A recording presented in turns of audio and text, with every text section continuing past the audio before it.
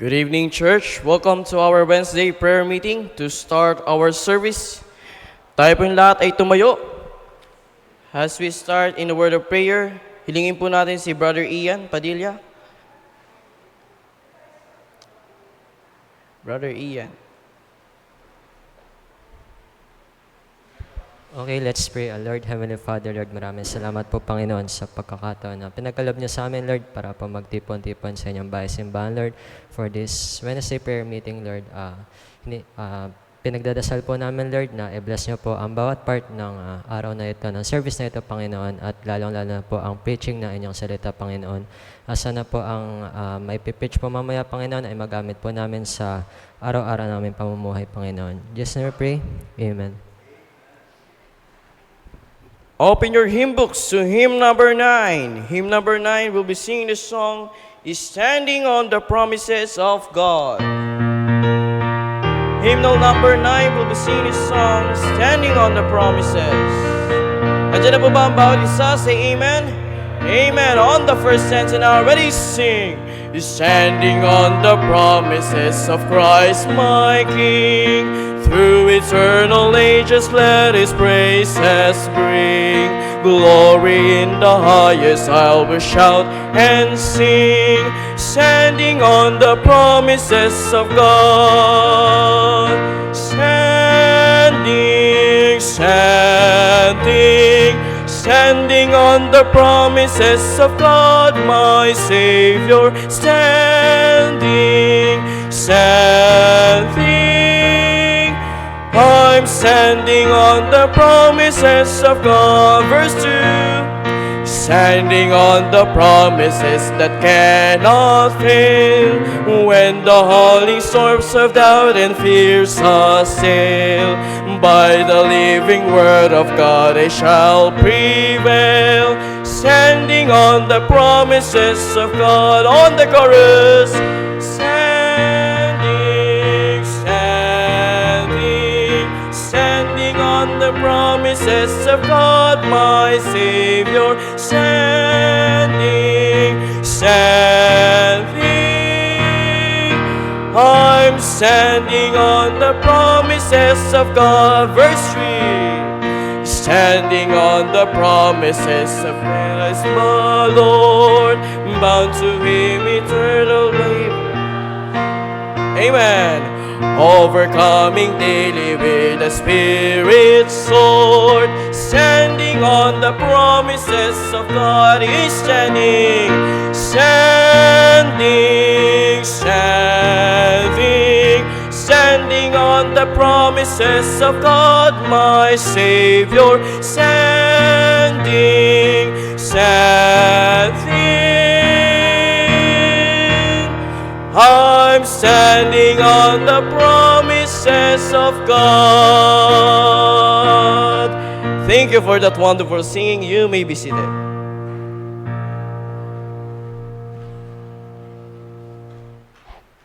Good evening, ladies and gentlemen. We thank the Lord for last youth rally. Hindi tayo pero nag-Thanksgiving prayer na kami with the young people. But I would like to praise the Lord for the success ng youth rally. Ang marami pong nag-commit ng buhay nila para sa Panginoon, the young people, and we praise the Lord for that. At ang mga young people ng Santa Mesa, nakaka-bless sila.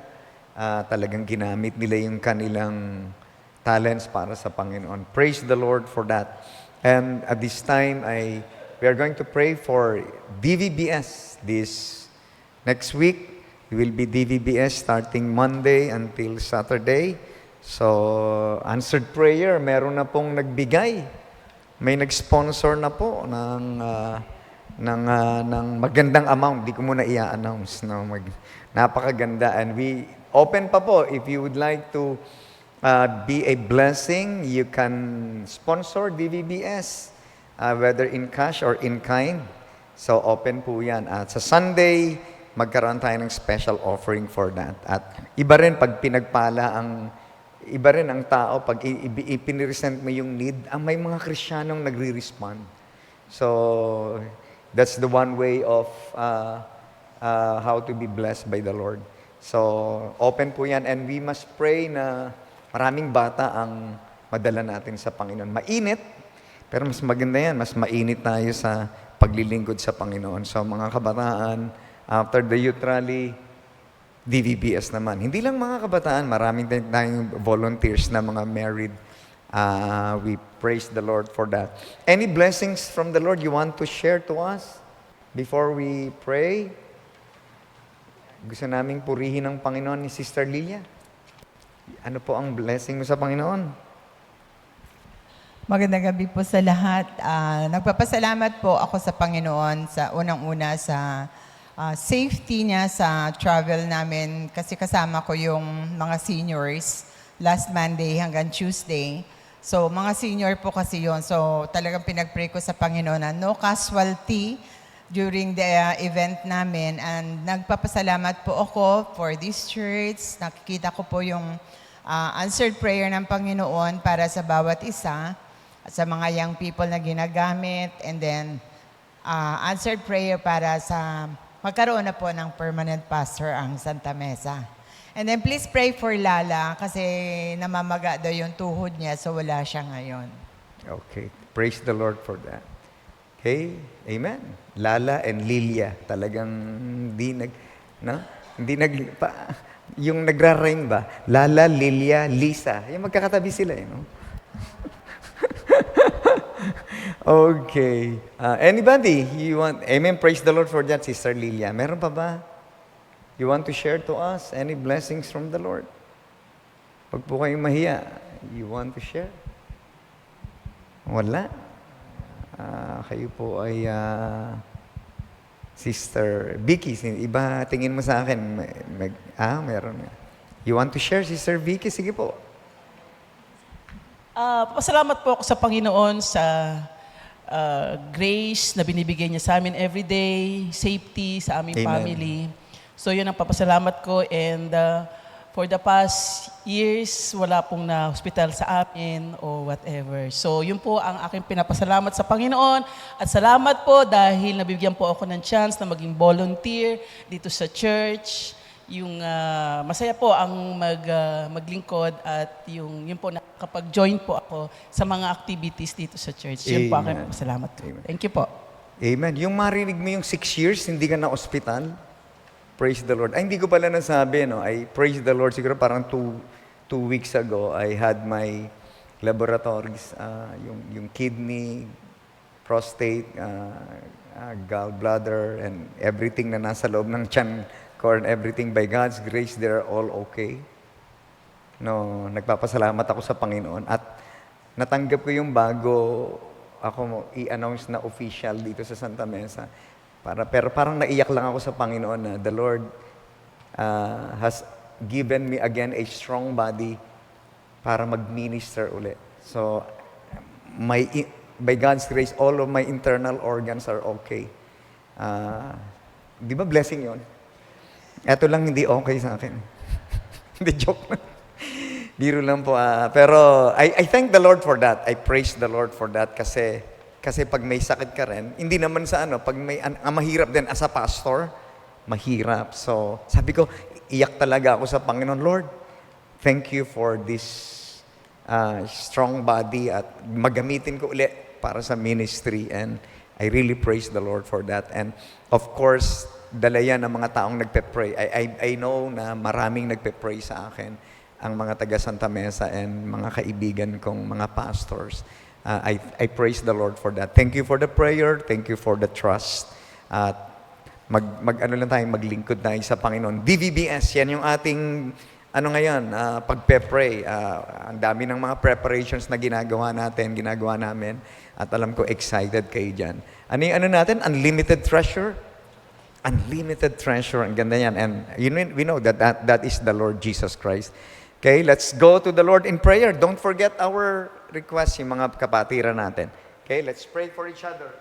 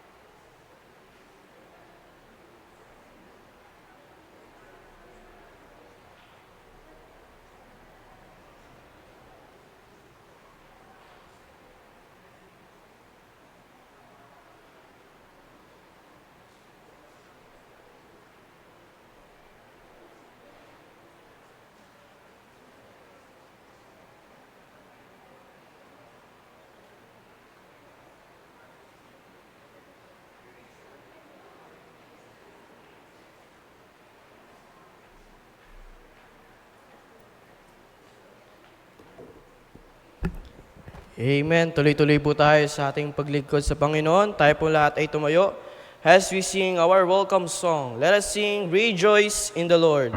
Magkamayan po tayong lahat at magmahalan. Amen. Magmahalan po tayo. Rejoice in the Lord always, and again I say rejoice. Rejoice in the Lord always, and again I say rejoice. Rejoice, rejoice, and again I say rejoice. Rejoice, rejoice, and again I say rejoice. Rejoice in the Lord always, and again I say rejoice. Isa pa po. Rejoice in the Lord always, and again I say rejoice. Rejoice in the Lord always, and again I say rejoice. Rejoice, rejoice, and again I say rejoice. Rejoice, rejoice, and again I say rejoice. Rejoice in the Lord always, and again I say rejoice. Amen. Habang hinahanap po natin ating mga pwesto, buksan po natin ang ating mga hymnal to hymn number 108. Hymnal 108, we'll be singing the song, Hide Thou Me. 108.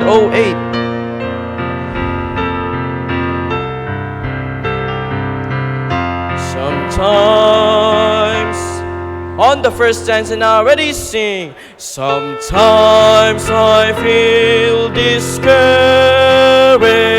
and think my life in vain. I'm tempted then to murmur and of my lot complain.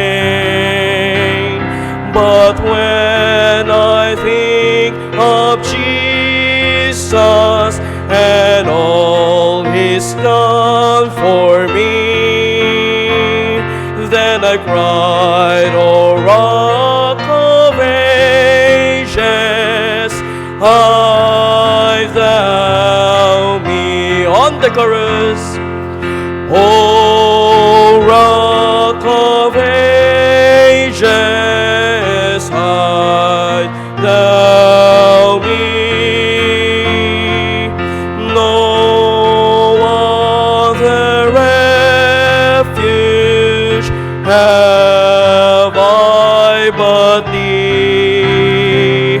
When life dark veil I wander far, far from Thee, then I cried, O Rock of Ages, hide Thou me. Second verse.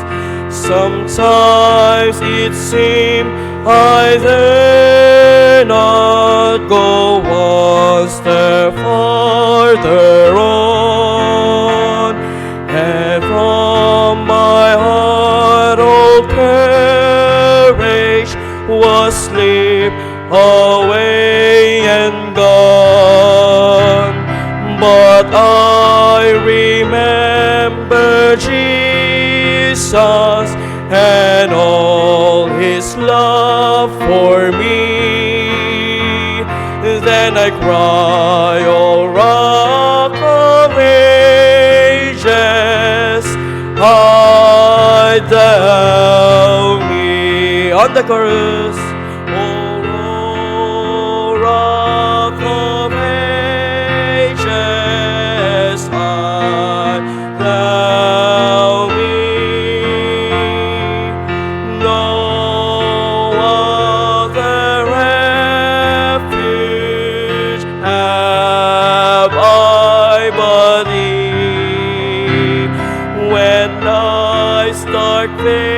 I wander far, far from Thee.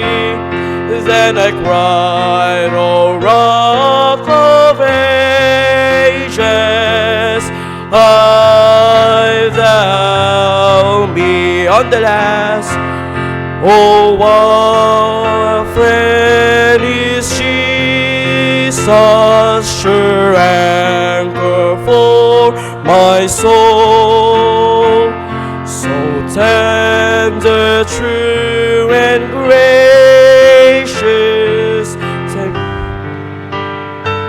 Amen.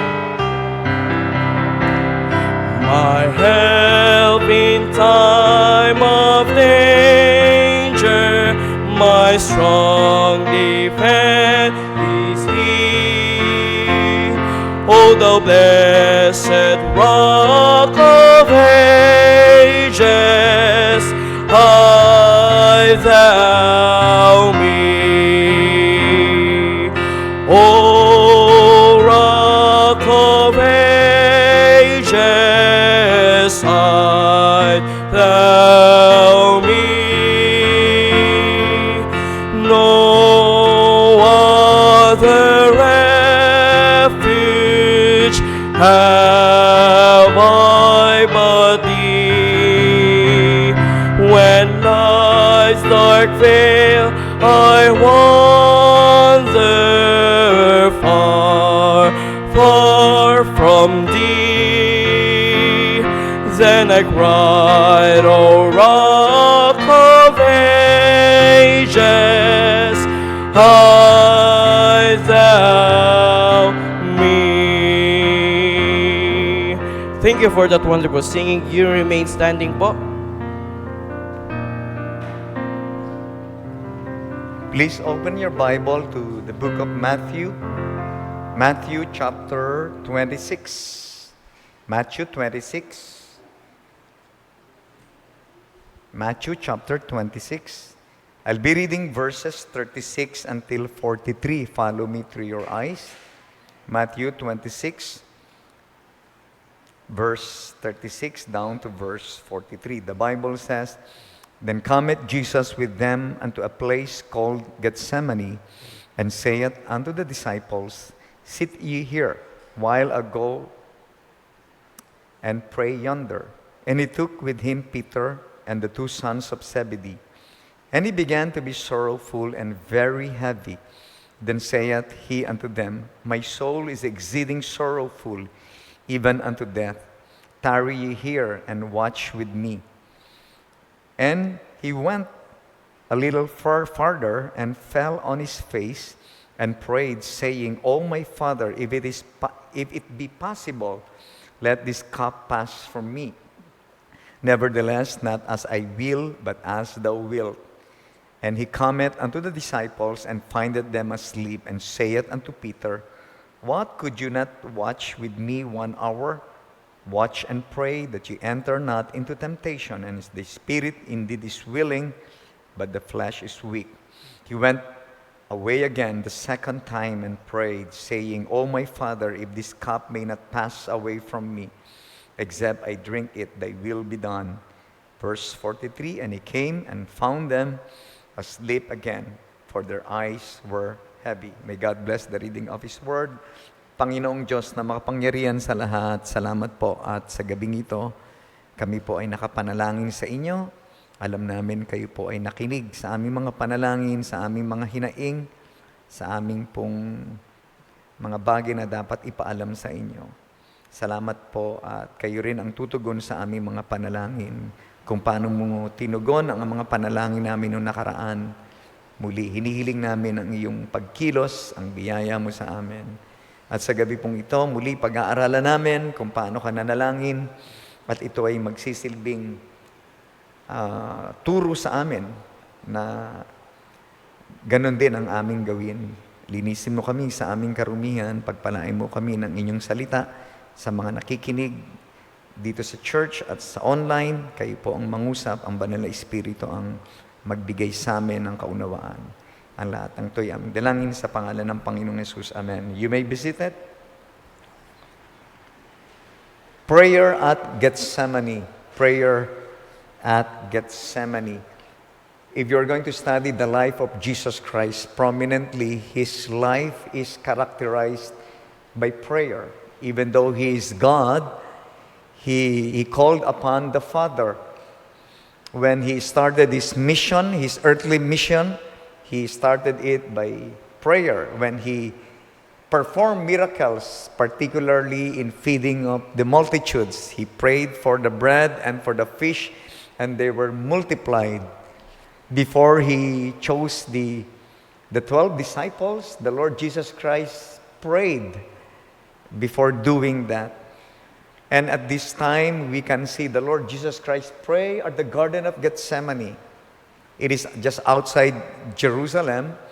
It's because the Lord is going to face His death upon the cross. And alam natin yung istorya. And this evening, let's see the characteristics of prayer of Jesus Christ when He was in the Garden of Gethsemane. At meron po akong 14 characteristics of His prayer. So, uuwi tayo ng alas 12. Hindi po, uuwi lang tayo ng alas 7. Mabilis lang naman ito. And we can learn from the prayer of the Lord Jesus Christ while He was in the Garden of Gethsemane. And when He did that, He took 3 of His disciples, namely Peter, James, and John. Sinasabi nilang the inner circle. And when the Lord Jesus Christ took these 3 disciples, natulog lang sila. Wala silang ginawa kundi natulog lang. Kaya nga ang prayer meeting, maraming natutulog eh. Sorry to say, ha? Kasi ganun talaga, no? Pag prayer meeting, maraming Kristiyanong natutulog. Whether it is physical or figurative, bahala na kayo. No? Natutulog instead of, wala namang gagawin sa bahay, instead of going to church to pray with us. Because I believe prayer meeting is very important. Without prayer, subukan yung tanggalin ng prayer meeting sa church. Kunyari, as church, wala nang prayer meeting next week. Kasi mainit eh. Dagdag bayad sa aircon. Tsaka nakakaya naman, pumupunta pa kayo rito. Subukan yung tanggalin ng prayer meeting. Makikita nyo rin ang pagbagsak ng church na to. Maniwala kayo. Makikita nyo, papasok na. Yung mga spiritual, nagiging karnal na. Tapos, wala na. Why? Kasi hindi na sila nakikipag-usap sa Diyos. The reason why we continue, the reason why we have victories in every ministry that we are doing, it's because of prayer. And I believe that Jesus Christ, when He faced this important event of His life, and this is the very reason why He came on earth, and He confronted this with prayer. And these are the characteristics. Let me just go on fast. Mabilis lang po ito. And we can learn from the prayer of Jesus Christ. When Christ prayed at the Garden of Gethsemane, it was a solo prayer. If you're taking down notes, you can take down notes. It was a solo prayer. Because the 3 disciples, when He took those disciples, they just, tulog lang sila. Pagod sila. Hindi ko maisip kasi in the ministry, si Jesus Christ ang palaging pagod eh. And the Lord Jesus Christ just prayed alone. It was a solo prayer. And most of the time, it's good to pray alone. Para walang, here in our church, we can pray with, partners. Iba rin yun when you have partners. Ang totoo nga, the Lord Jesus Christ took the 3 para maging prayer partner niya. Pero natulog. So the Lord Jesus Christ just prayed alone. And there's nothing wrong with that. If you want to pray alone, go to your closet. Because when you pray alone, you can express yourself. I remember Nehemiah when the Lord burdened his heart to build the ruins of the walls of Jerusalem, he prayed alone. When Jacob met the Lord at Peniel, he wrestled against God alone. When Elijah faced the prophets of Baal, he was all alone. When Jonah prayed in the whale's belly, he was all alone. And sometimes it's good to pray alone. It was a solo prayer. Huwag kayong malungkot kasi when you pray, actually, you are not all alone. The Lord is with you. Kausap mo ang Panginoon. So hindi ka talaga nag-iisa. Because you are talking to God. Another characteristic of Christ's prayer at the Garden of Gethsemane, it was a sorrowful prayer. Not just a solo prayer, it was a sorrowful prayer. Sabi ng verse 38, my soul is exceeding sorrowful. The word sorrowful means a feeling or showing grief. Masyado siyang, yung may bigat sa kanyang panalangin. Nagdadalamhati siya. And you know what will happen? Moment from that. It was a sorrowful prayer. You know, when you pray a sorrowful prayer, ibig sabihin, masidhi. Malalim yung word na yun sa Tagalog, no? Masidhi yung panalangin mo, kasama na yung pain. Not only a sorrowful prayer. Pag sinabi sorrow, medyo malungkot ka, umiiyak ka. It was a spiritual prayer. He fell on his face in verse 39. Oh, my Father, he was talking to God, and the Bible says, the Spirit is willing. We know when you pray, the Spirit is willing. Marami naman sa atin gusto nating mag-pray, pero sometimes the flesh is weak. Pag natalo ng flesh ang spirit, hindi ka magpe-pray. But if you are going to dig deeper on that, the Spirit is willing. Marami naman gustong mag-pray. And when we pray, this prayer of Jesus Christ, it was a spiritual prayer. It is characterized by humility and everything. Napaka-spiritual yung panalangin niya, hindi karnal. Nung sinabi niya, Oh Father, Oh my Father, very personal, very spiritual yung kanyang prayer.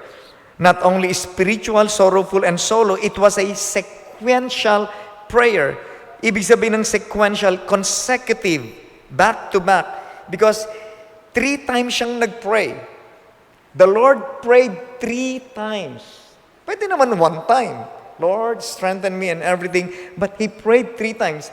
Nung bumalik siya sa mga disciples, they were sleeping. Tapos nag-pray ulit siya. Then balik siya ulit, they were sleeping. Then nag-pray ulit siya. Then, tulog pa rin sila. You know, when you pray, maganda, alam nyo ba na pag nag-pray tayo, pwede tayong maging yung importunate. You know what the word importunate is? The Lord Jesus Christ made a story about the importunate widow. Yung makulit na widow.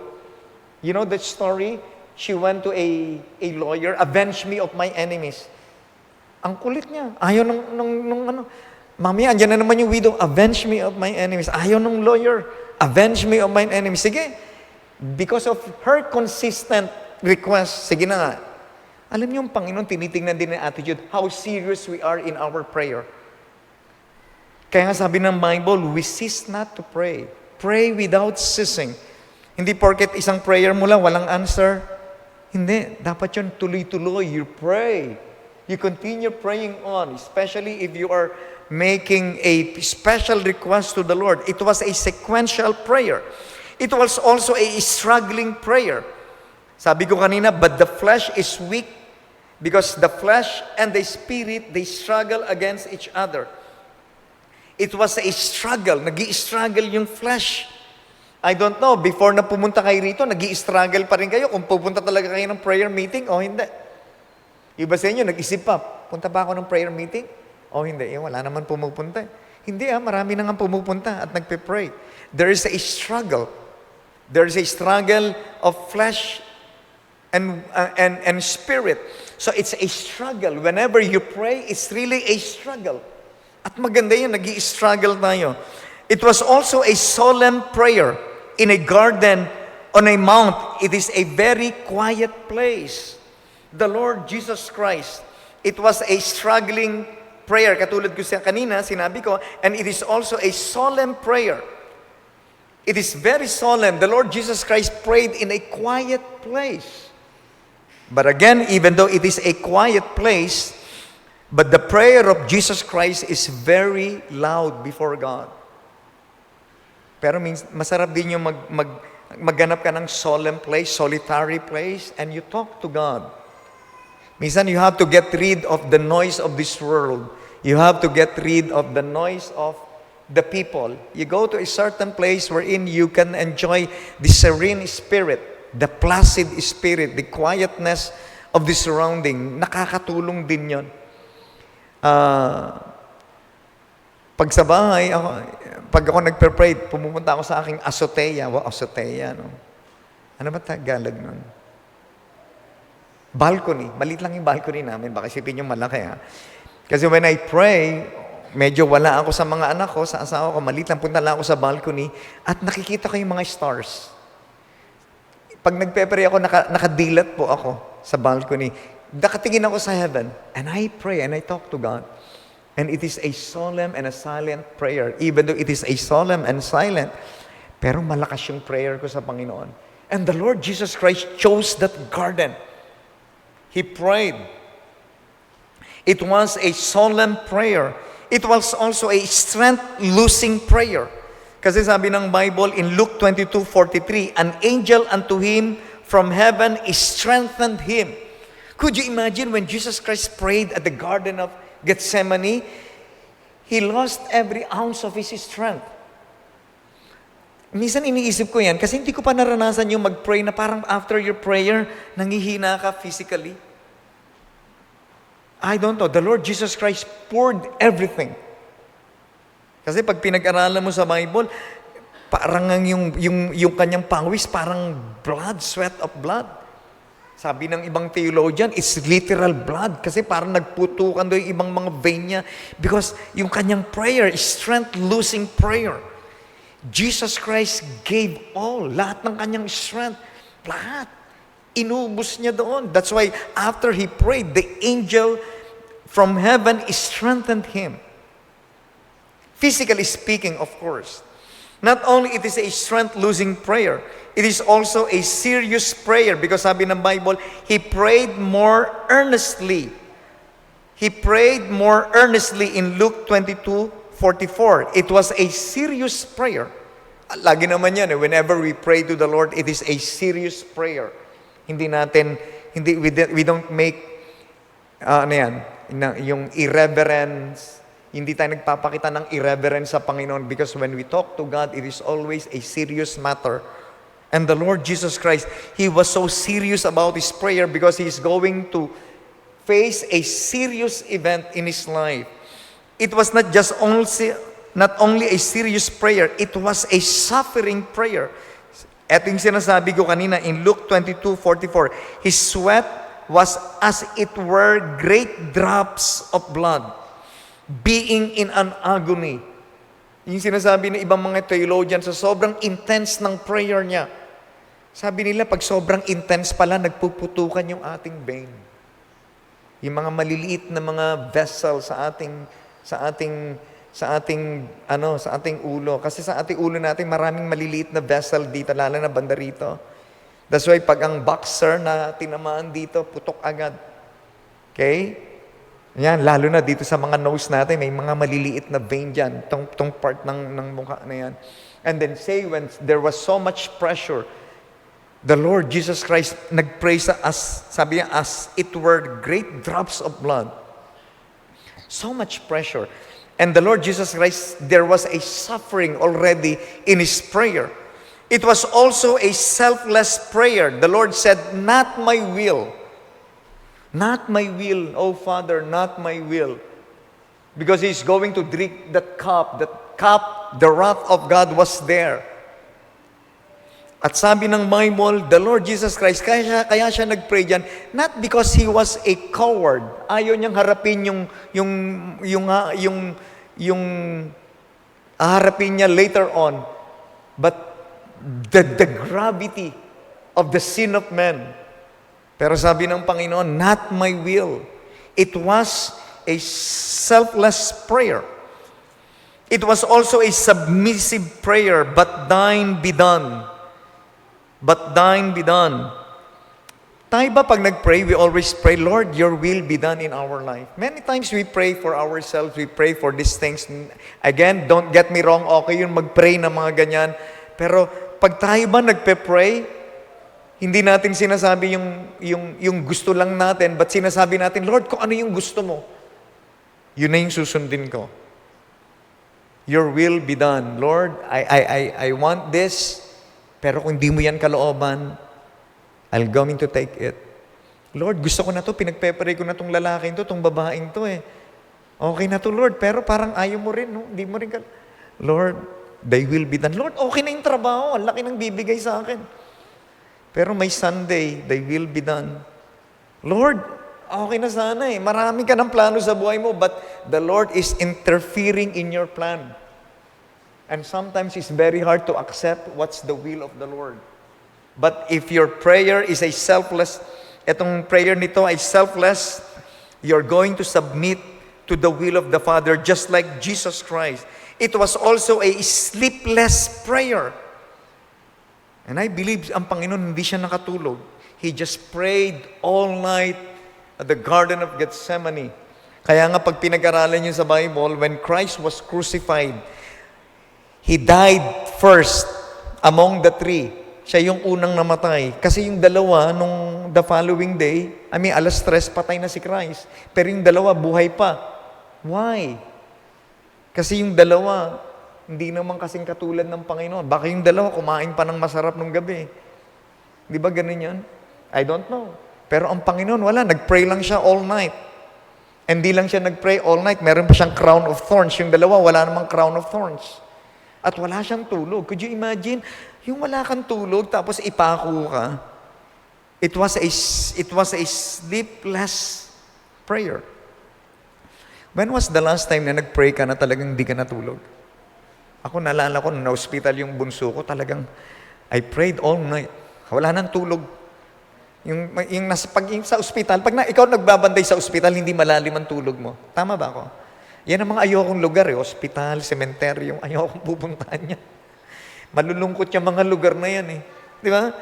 Pag ang anak mo nasa ospital, ang tatay mo nasa ospital, nasa ICU, makukuha mo ba mag-party-party? Makukuha mo ba bang magburakay? No, you go to the Lord. Di ba sabi ko sa inyo, one time, nung naka-confine yung aking bunso, naganap ako ng solitary place, wala akong makita, nakakakita ako chapel ng Katoliko. Doon ako nag-pray sa loob. Hindi ko naman tinignan kung ano yung ribulto doon, pero hindi naman ako nagganon. Diretso ako sa Diyos, syempre, kasi mas solitary place doon eh. Kasi katabi nun, morgue na, mas masadong solitary yun. Ayoko doon. Dito na ako, okay na ako rito. And I pray. Mababaw yung tulog mo every time. Tapos, di ba, babantayan mo, may daloy may nurse. Sir, ano lang po, record. Ano po? Minsan di mo lang kung ano sinasaksak sa mga you just trust the Lord. And it is a sleepless night. The Lord Jesus Christ, it was also a sanctified prayer because it was a holy communication to the Father. It was sanctified. Ibig sabihin, talagang set apart. And after that, it is a sure thing prayer because after His prayer, victory is assured. Why Jesus Christ prayed this kind of prayer? I already mentioned you, there were 14 characteristics of the prayer of Jesus Christ in the Garden of Gethsemane.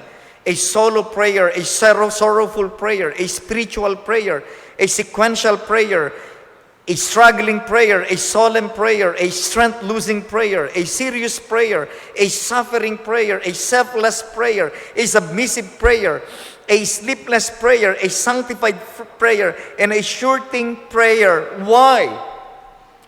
Because moment from that, ahead of Jesus Christ is Calvary. Ahead of Jesus Christ is a Roman whip. Ahead of Jesus Christ are 3 nails and a thorn of crown. Ahead of Jesus Christ is a Roman spear. May mga dala silang mga spear. They're going to arrest Him. Ahead of Jesus Christ, He saw it already. There was a kangaroo court. There were false accusations, false witnesses. They are going to be there to accuse Jesus Christ wrongfully. Ahead of Him, a confused Roman procurator. Ahead of Him, envious religious leaders. Ahead of Him, ungrateful and angry crowds. Ahead of Him, a betraying disciple, a denying disciple. Ahead of Him, forsaking disciples. And the Lord just saw, moment from that, the Father would be forsaking Him. Ahead of Jesus Christ, there will be spiritual pain, physical pain, emotional pain. The Lord Jesus Christ is going to face all of these things. That's why He needed to pray alone. He needed to pray with struggle. Kaya ganito yung characteristic ng prayer ng Panginoon. He is going to face this kind of agony. The sins of the world will be placed on His shoulder. And later on, He would say, Eli, Eli, lema sabachthani. My God, why hast thou forsaken me? And sooner and later, He would ask a drop of water because Jesus Christ was suffering the pangs of hell. The Lord Jesus Christ, not only that He is going to face Calvary, ahead of Him is the empty tomb, the resurrection. Ahead of Him, His doubtless critics, empty tomb, will prove that He is the very God. He is the resurrection and the life. And that empty tomb is for His doubters, for His critics, also for His followers and believers. The Lord Jesus Christ made that kind of prayer because ahead of Him are souls of men who will trust Him. Ahead of Him is forever glory.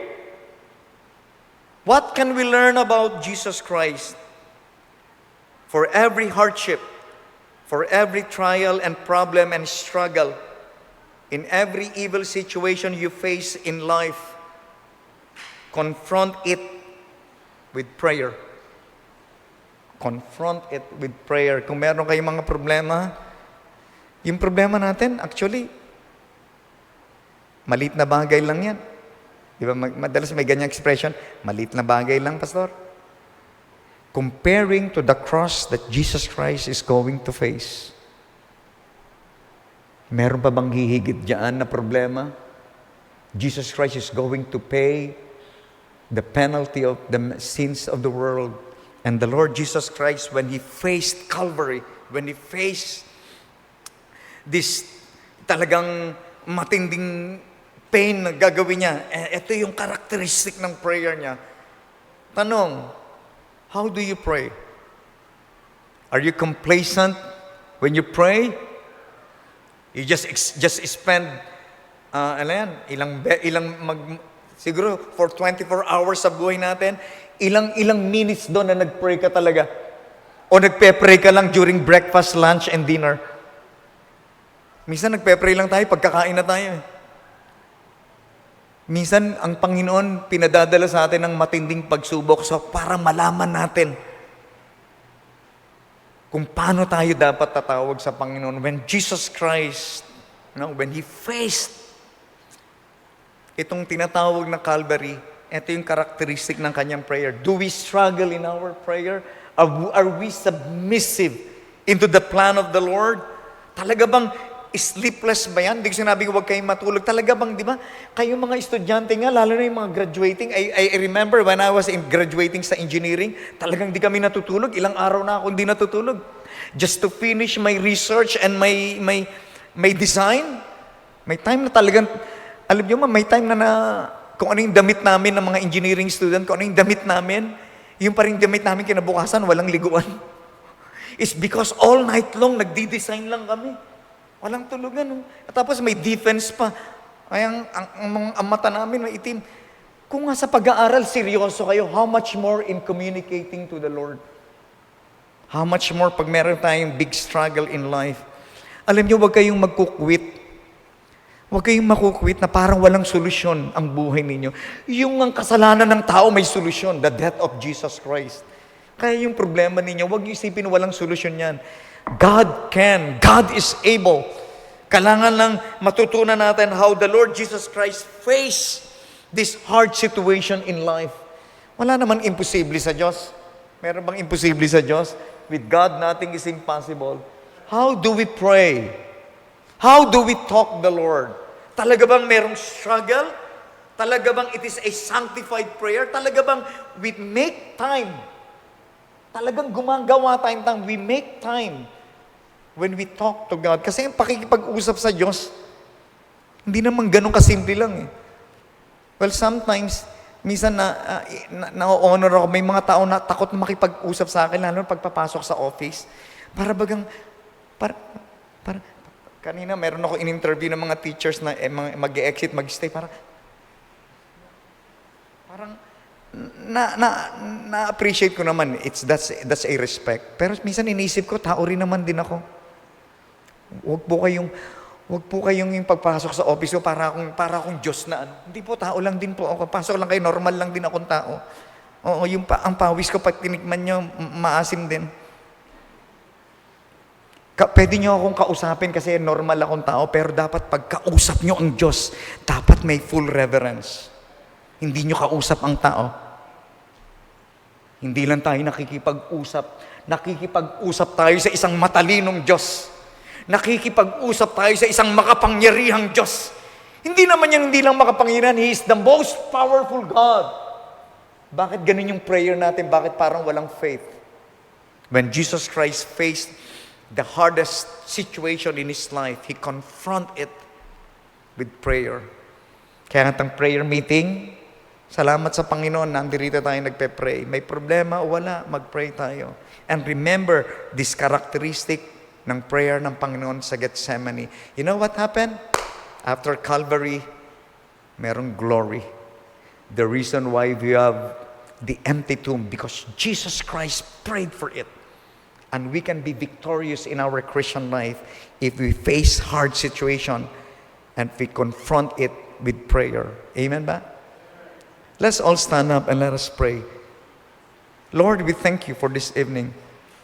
Hindi ko po alam kung anong struggle ng mga Kristiyano ngayon. And I know when Jesus Christ was about to face Calvary, He made this kind of prayer at the Garden of Gethsemane. Panginoon, matindi pala yung panalangin mo. Sobrang nabe-bless po kami. Kahit ikaw ay Diyos, but you submitted your will to the Father. Salamat po, Panginoon. That prayer, the Garden of Gethsemane, that's the reason why we have salvation in Jesus Christ. Because before Calvary, there was a prayer done at the Garden of Gethsemane. Before I end up my prayer, Christians, I'm going to make a short invitation. If you want to pray, but if you want to come here also, pwede rin. Meron ka bang struggle ngayon? May problema ka. Minsan lang ako magbigay din ng invitation pag Wednesday. Pero I don't want to lose this. As the pianist play, pwedeng, Lord, I need to pray something. Pwede, dalhin mo rito sa altar. Amen. Come on. Do you have a hard situation right now? You want to pray? Amen. Here at the altar, pwede rin po. Sige po, dalhin mo sa Panginoon yan. The Lord Jesus Christ, when He's going to face hard situation, He confront it with prayer. Why don't you come here? Amen. Amen. Why don't you come here? Amen. Praise the Lord. Amen. Ang daming nag-forward. Amen. Dalhin mo rito sa Panginoon yan. Come on. Dalhin mo yan. And the Lord will lead you. Amen. Amen. Come here. Just come. Amen. Amen. Praise the Lord. Just come here. Just pray here. Pray at the altar. Amen. Amen. Sasamahan ko po kayo sa panalangin.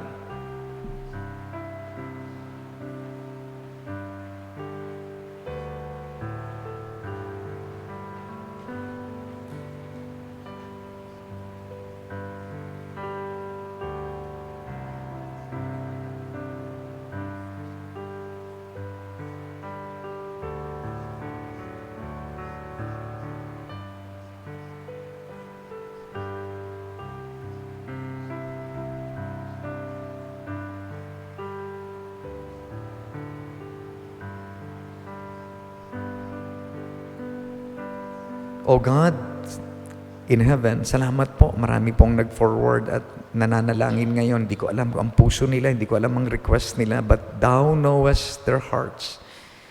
Lord, salamat po. Merong Diyos na nakikinig sa aming panalangin. Merong Diyos na magbibigay sa amin ng kalakasan. Merong Diyos na magbibigay sa amin ng anumang kasagutan. Lord, just help us if we have that faith.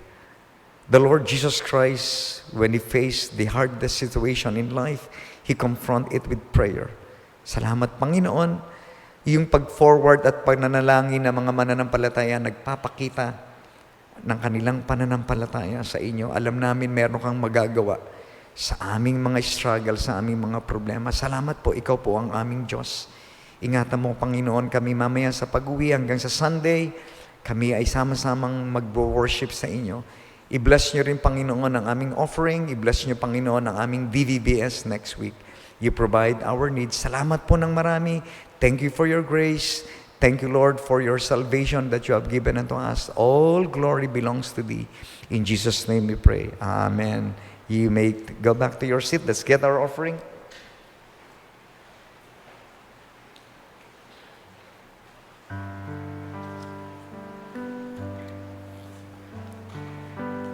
Chair.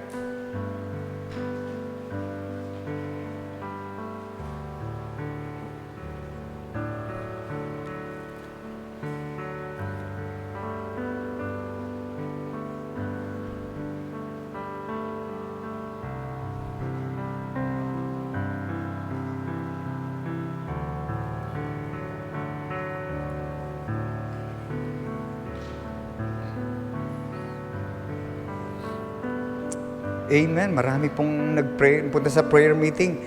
Sana patuloy yung ganitong spirit, no? Punta po kayo. Let's pray every Wednesday here. Sa Sunday, sinong hindi magsisimba sa Sunday? Amen. Babalik sa Sunday. Praise the Lord. Ingat po sa pag-uwi. God bless everyone. See you on Sunday.